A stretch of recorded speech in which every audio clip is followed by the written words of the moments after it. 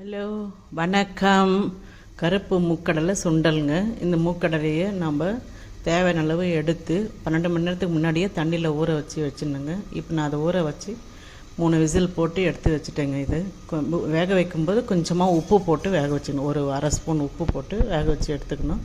அது தண்ணி இருத்துட்டு இப்போ நம்ம சுண்டல் தாளிக்க வேண்டியதாங்க. இந்த தண்ணி நம்ம ரசத்துக்கு யூஸ் பண்ணிடலாம். நட்ஸோட ஜூஸுன்றதால அப்படியே கூட குடிக்கலாம், ஒன்றும் இல்லை. இதுக்கு ஒரு வெங்காயம், ஒரு பச்சை மிளகாய், கொஞ்சம் இஞ்சி, ஒரு இன்ச் அளவுக்கு இஞ்சி, பூண்டு எல்லாத்தையும் எடுத்து ஒரே ஒரு ஓட்டிக்கலாம். வெங்காயத்தை வதக்கணும்.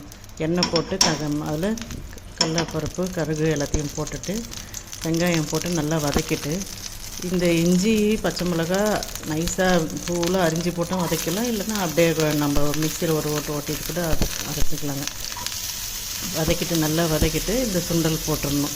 இதில் ஏற்கனவே உப்பு போட்டதுனால அப்படியே தாளிக்க வேண்டியதாங்க. இது கூட இதுக்கு நம்ம பெருங்காயம் ஆட் பண்ணணும். பெருங்காயம் ஆட் பண்ணால் நல்ல ஜீரணத்துக்கு வரும்.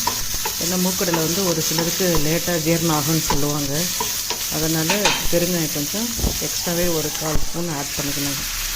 எல்லாத்தையும் நல்லா வதக்கிட்டு மூக்கடலையை கொட்டிட்டு அந்த தண்ணி ரொம்ப நல்லது. நட்ஸ் வேக வச்சது கொஞ்சமாக உப்பு போட்டிருக்கிறதுனால அப்படியே கூட குடிக்கலாங்க.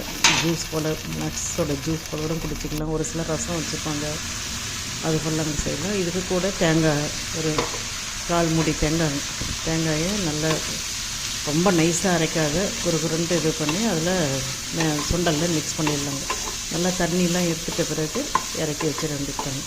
இதில் நல்ல ஹை ஃபைபர், ஹை ப்ரோட்டீன் டயட்டுங்க. இது ரொம்ப நல்லது. குழந்தைங்க, பெரியவங்க எல்லாருக்குமே கொடுக்கலாம். டெய்லி ஒரு நட்ஸ் எடுத்துக்கிறது ரொம்ப நல்லதுங்க. நல்ல ப்ரோட்டீன் இருக்கிறதுனால எந்த நட்ஸாக இருந்தாலும் நம்ம 12 ஹவர்ஸ் முன்னாடியே ஊற வச்சு எடுத்துக்கிறது ரொம்ப ஈஸியாக இருக்கும். நல்ல பெரியவங்களுக்கும் நல்ல வாய் மென்று சாப்பிட முடியுங்க.